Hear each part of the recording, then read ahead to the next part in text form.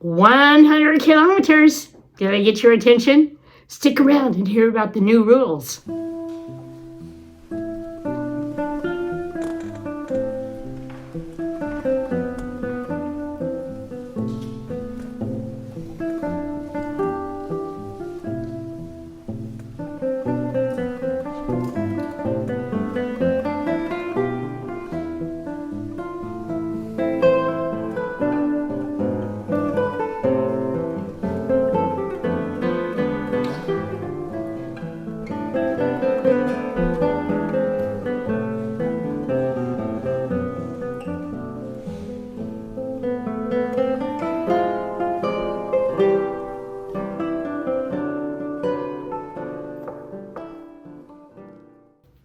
This year, in 2025, the Pilgrim Association in Santiago modified the requirements for obtaining the Compostela.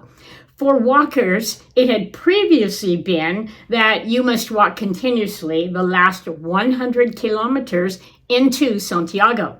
You may now continuously walk 100 kilometers on any Camino route, then walk the last stage into Santiago. This rule launches a whole new world for pilgrims who want to obtain the Compostela but have limited time. You can now begin your Camino on any official route in any country, then take a plane, train, bus, or car to the last stage to walk into Santiago and receive your Compostela. So what is a stage and what determines where you need to begin that last stage? Typically, a stage is the distance you walk in one day. It varies depending upon the terrain, the weather conditions, and the distances to the pilgrim facilities, but generally, a stage is considered to be about 20 to 30 kilometers or 12 to 18 miles. Before we continue this discussion, we need to briefly talk about what exactly is a Compostela and what is the history and why would we want one? The Compostela is a lovely, colorful document printed on A4-sized parchment paper, written in Latin, and has your name on it as well as the date you received it. It's really quite nice. Originally, in the Middle Ages, the Compostela was a scallop shell or a vieira. Originally, the Camino de Santiago was a round-trip journey. Pilgrims undertook this journey not for adventure or tourism, but as penance for committing a serious crime or sin, or simply out of devotion to the apostle. To prove that they had reached the tomb of St. James and completed the penance, they returned to their homes with tangible evidence of their pilgrimage, the pilgrim's shell. It was a very difficult journey and many did not survive. But medieval Camino entrepreneurs appeared and began selling these shells to pilgrims along the way. This meant that if they had the funds, they could purchase a shell, turn around, and begin their journey back home, and no one would be the wiser. The church in Santiago de Compostela, and even the Pope at the time, were aware of this situation. So, in the 13th century, the church began issuing letters of proof upon reaching the cathedral. These letters were the precursor and origin of the current Compostela, which were difficult to counterfeit.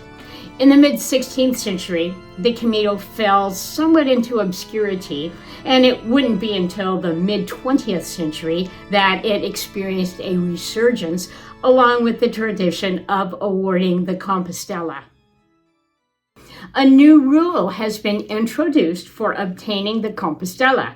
Previously, it had been mandatory to complete the last 100 kilometers or more continuously until reaching Santiago de Compostela. Now, this is no longer the case. You can walk a 100-kilometer section of any official route anywhere, but you must also complete the final stage immediately before Santiago. So if a stage is considered to be 20 to 30 kilometers, or about 12 to 18 miles, let's pull up a map and see just where and on what routes we can begin that last stage into Santiago. Here's a map of Santiago with a circle drawn around the area considered to be a stage. I'm using a 20-mile radius just for convenience sake to see what towns are in the area.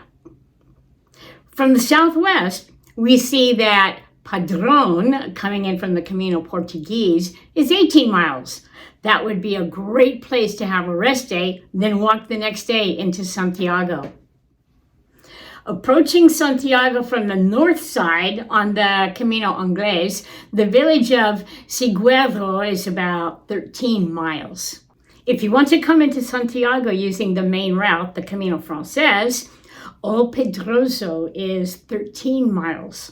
From the west, using the Camino Fisterra, Negreira would put you about 14 miles from Santiago. Coming from the south on the Camino Via de la Plata or Sanabres, Célida is 23 miles. These are just the main and obvious options, but there are many possibilities. Now let's talk about how do we get to these in-stage towns from all the various caminos. Here's a map of the train routes in Spain and Portugal. Notice that almost every route comes into or out from Madrid. What this means for you, a person walking a Camino, is that to get to Santiago by train, typically you're going to have to go first to Madrid and then get another train out.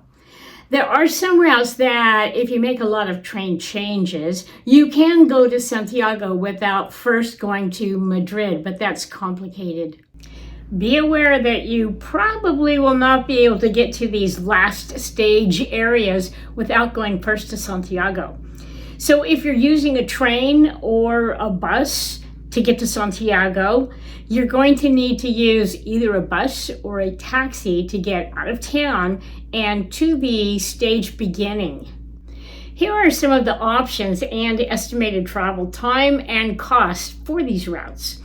To Padrón from Santiago, there's a train that takes about 15 minutes at a cost of €6, or a bus that takes about 35 minutes and costs €2. If you're going to Célida, you can take a bus for €4, a 40-minute trip, or a taxi at 70 or more euros. I would definitely take a bus for this route. Negreira is a 45-minute bus ride at about €4, or a taxi at 50. Yeah, bus is better on this one. O Pedroso is a 25-minute bus ride for €4, or a 15-minute taxi ride for about €40.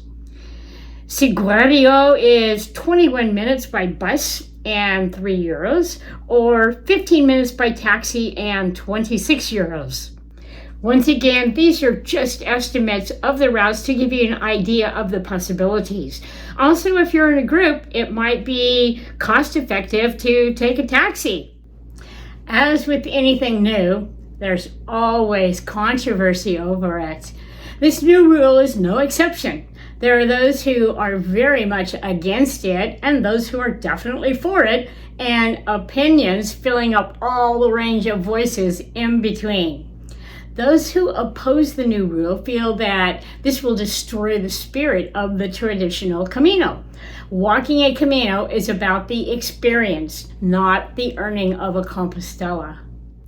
On the other hand, those who are proponents of the new change feel that it will open up new parts of the Camino to persons with a limited time.